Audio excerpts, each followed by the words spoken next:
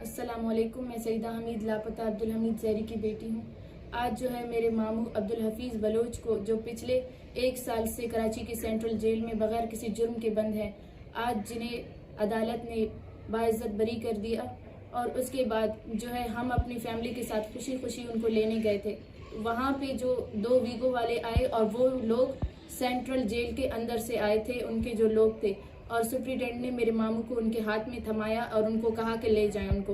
तो यहाँ पे जो है सिंध पुलिस, सेंट्रल जेल की पुलिस उनके साथ मिली हुई थी और हम लोगों ने बहुत मजम्मत की। मैंने, मेरी बहनों ने, मेरे एक मामू ने। तो इन लोगों ने मेरे मामू पे बहुत ज़्यादा तशद्दुद किया। मेरे मामू बहुत ज़्यादा ज़ख्मी हैं और मेरे मामू के सर में गोली लगी है और मेरी वालिदा को भी उन्होंने शदीद ज़ख्मी किया है और हमें दोबारा धमकी दी है कि अभी आप लोगों को हम नहीं छोड़ेंगे, अब्दुल हफीज़ को हम दोबारा लेके जाएंगे। अभी आप लोग देखें, मेरे वालिद को भी जिबरी तौर पर इन लोगों ने लापता किया है 2 साल से, और मेरे मामू को बगैर किसी जुर्म के आज इतना उन पे तशद्दुद किया। दोबारा उनको अगवा करने वाले थे।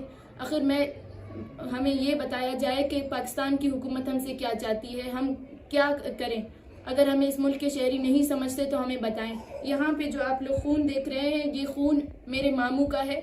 मेरे मामू को शदीद ज़ख्मी किया गया है और दोबारा उन पे ख़तरा है कि ये लोग वापस उनको ले जाएंगे। आज जो है सोशल मीडिया पे और जो है मेन स्ट्रीम मीडिया पे, आज न्यूज़ पे भी ये शाया हुई है। खुदा के लिए हम पे रहम करें या एक ही बारी में हमें जो है आप लोग ख़त्म कर दे। हमें अब जान बाकी नहीं है।